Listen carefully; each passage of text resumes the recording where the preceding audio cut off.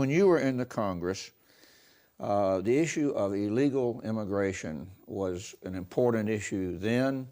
President George W. Bush tried to pass a comprehensive immigration policy. It's still not resolved, and as a result, individual states are passing or trying to pass immigration bills. It was an issue in the 2011 session.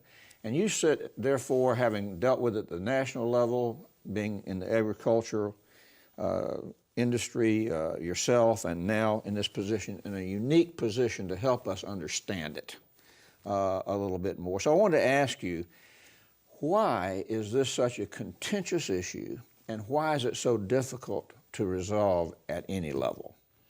Well, you've really accurately described the situation. This is the most emotional, contentious, passionate issue in federal and state government right now. And having spent some time in Washington, one of my great regrets is that we weren't ever able to find a way to pass a bill at the national level, which is really where this solution has to occur.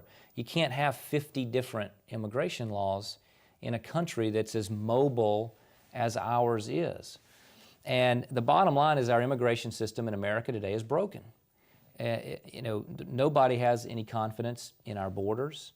They don't believe that they've been sealed. We routinely read and hear about reports of trucks coming through with either drugs or human beings or narcotics.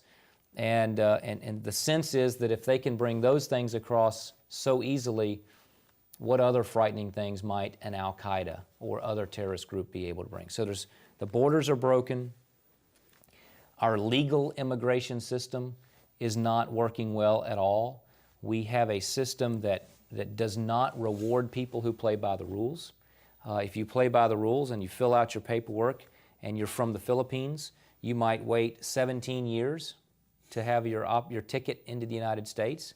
If you're from Eastern Europe, a former Soviet bloc nation, you get in the express lane because our laws haven't been updated since the end of the Cold War. A state like Florida, we see this on a regular basis where the differences in our legal immigration laws differ dramatically for someone from Haiti versus someone from Cuba. So we still have laws on the books that give preferential treatment to people from one Central American country that was impacted by a single hurricane in 1989. I mean, so it has not been modernized and has not kept up. We lose the most talented individuals that we would like to keep in this country, people who come to our country to study at our world-class universities. They might get a PhD in nuclear engineering or in information technology, and instead of giving them a diploma and a job here to develop laboratories and innovation and new techniques and new devices here, we give them a plane ticket and send them away, which creates one more incentive for Microsoft or Boeing or Google to have their laboratories in Beijing or Bangalore instead of in Miami or Palo Alto.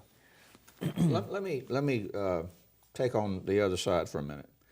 There are other people who say, though, on the other side, well, it's a lot more simple than that. And what we need to do is we need to seal our borders, and we need to send everyone who's here illegally home. And the way we do that is we make our police officers basically an extension of the border guards, and whenever they find somebody who's here illegally, they arrest them and deport them.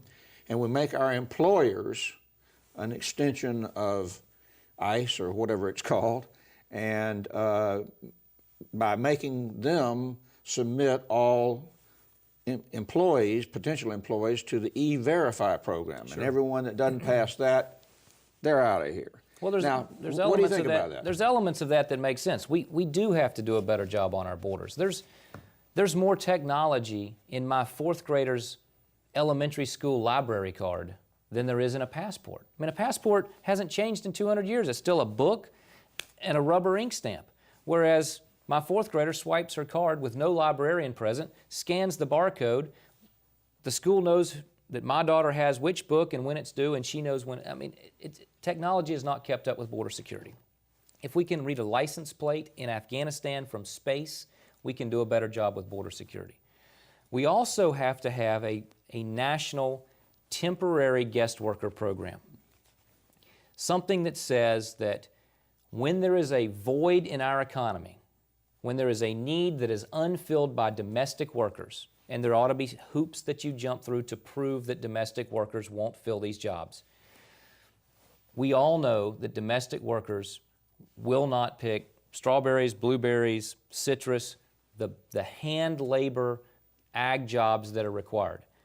Those vacancies in that labor force existed in a 3% unemployment rate 5 years ago, and they exist today in a 12% unemployment rate. And that's critical for Florida. It is critical for Florida. The strongest pillar of our economy still standing is agriculture. But agriculture is not the only industry that has these voids. There are critical voids in other industries as well that you want a guest worker program for. But the point is, for agriculture, that it would be temporary. While they are here, they will not be a burden to society. They will have insurance, they will pay their appropriate taxes. If they get hurt and have to go to the emergency room, there's a program that covers them. It's not a loss to the local community. By virtue of the fact that it is temporary, they're not bringing their family with them, so you don't have impacts on your school system. They come, they perform a task for a certain period of time, and then they go home. That type of temporary guest worker program is absolutely essential for America to continue to provide its own agriculture. Otherwise, we'll be as dependent on other countries for our food as we are for our fuel. Less than a minute. Can such a temporary worker program be enacted at the state level, or does it have to be enacted at the federal level? We know that it can be enacted at the federal level. There's a precedent for it. We need Congress to act. That's the number one desired option. There is some question as to whether the feds would delegate and allow for individual states to have a guest worker program. Utah has passed something that asks the federal government to give them permission to do that. We're watching that very closely. It potentially is an option for Florida that would alleviate the costs of illegal immigration. It would provide a mechanism for legal immigration on a temporary basis so that employers have a stable legal workforce.